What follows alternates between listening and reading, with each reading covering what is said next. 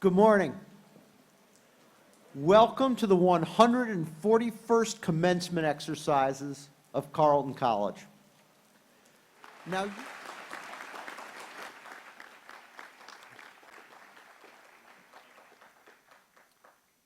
let me now introduce our first student speaker. Sam Braslow is an English major from Los Angeles, California. A talented actor, he has been a stellar presence in over 20 campus theater productions, including roles in Twelfth Night and The Winter's Tale. After graduating, he will return home to LA to pursue acting and writing. The title of his speech this morning is Leaving.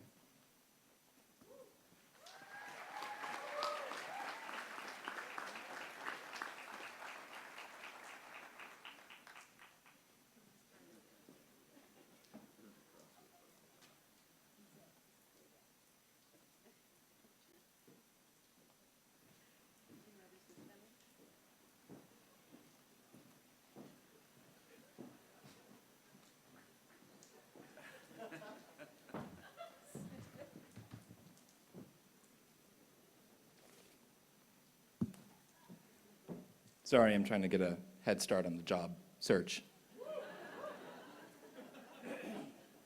You know what, I'll just do this later. So, thank you to everyone who could be here on this sunny day. I wrote this yesterday, so there might be some changes. So, before I begin, I would like to start by thanking everyone who made it possible for all of us to be here. I'd like to start with the registrar's office for, what's that? What's it? That's not what it's, oh, the registrar's office? Is that a word? Okay. For teaching me the limits of a forged signature.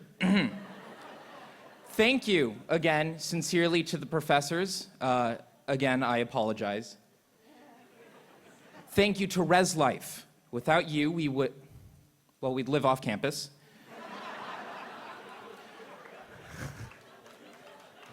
A deep thank you to the staff. You're wonderful and irreplaceable. Well, unless Barnes & Noble's moves in which case you must fight for your job in gladiatorial combat using leftover textbooks and Burt's Bees hand cream.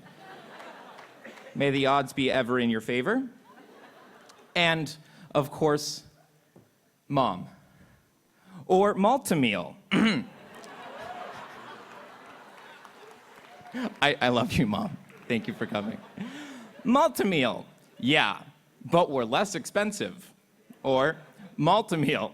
Yes, it should make you vaguely uncomfortable that we have a money-back guarantee. Or Maltameal. Unsued for trademark infringement since 1919. Now for the speech. So, it is 2015, the Great Recession is over, and we weathered the storm from within the broad walls of this university. What's the difference? Oh, okay. This college, and I don't mean to bring up something as vulgar as economics at a ceremony, but really, isn't that when this is gonna come off? I'm just gonna take it off right now. But really, isn't that why we're here? I mean, sure, Carleton is a liberal arts institution that is geared towards more than just career preparation, critical thinkers, global citizens, all that jazz. But we wouldn't be here if that's all it did. Carleton is the kind of college that will give us an edge with employers. As we leave, we will finally experience the boost that the Carleton image will give us in the real world. So let's talk about that image.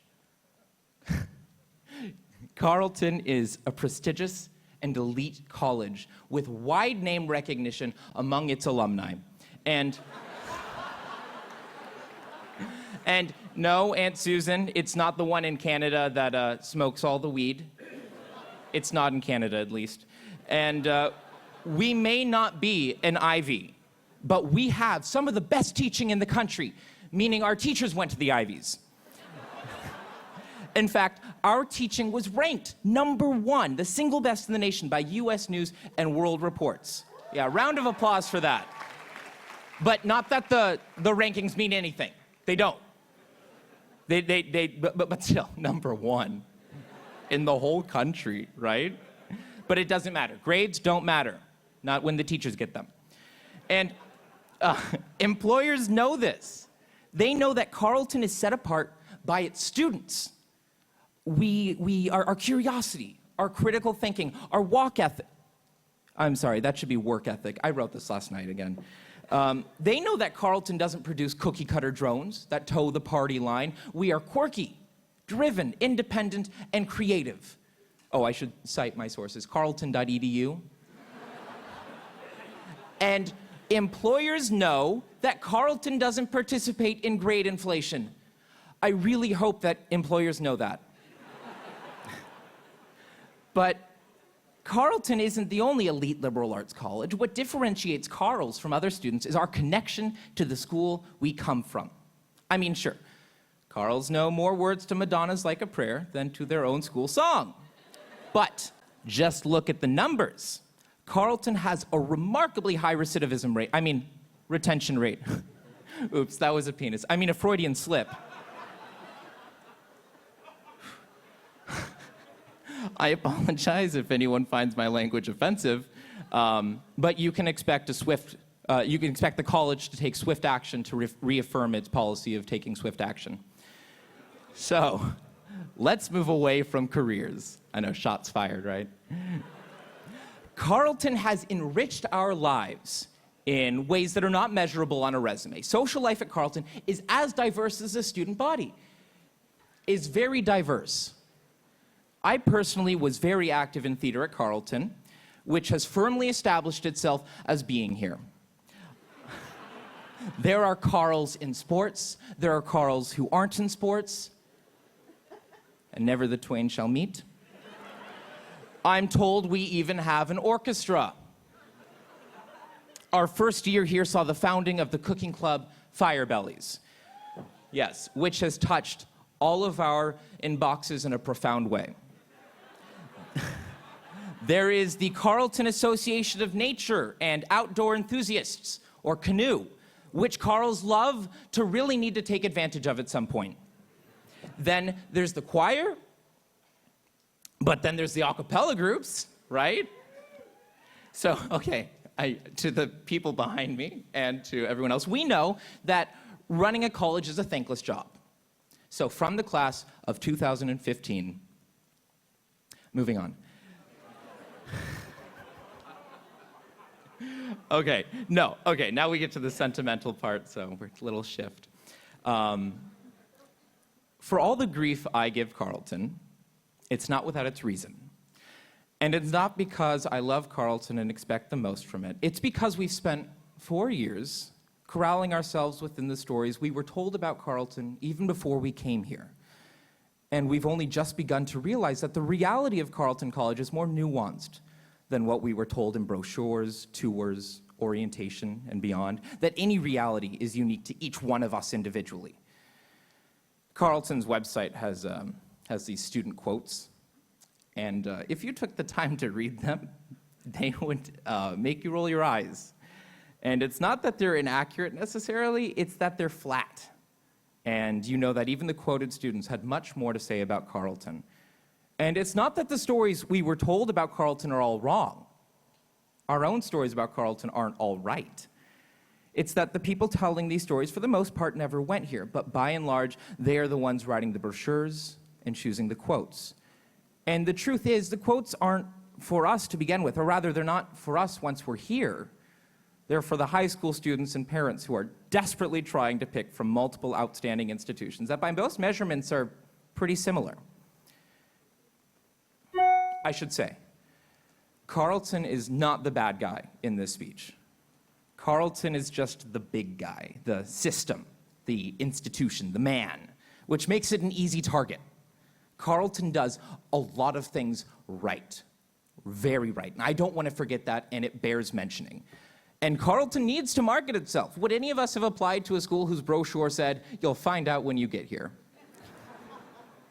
But as far as this speech is concerned, it's less important to reaffirm the things we already know than to begin questioning the things we've been told and voicing the things we've never said. Because we will spend more time remembering Carleton than we ever spent living here. In closing, I am personally thankful for the last few days we will have together to say a proper goodbye and leave with a sense of closure from... We have to leave when? Okay, I would like to rescind my thanks to ResLife. Just strike it from the record, edit it out in post, just forget I said anything. With our newly limited time together, I leave you with one more piece of unsolicited advice. They don't count you as unemployed if you're not looking for a job. Thank you.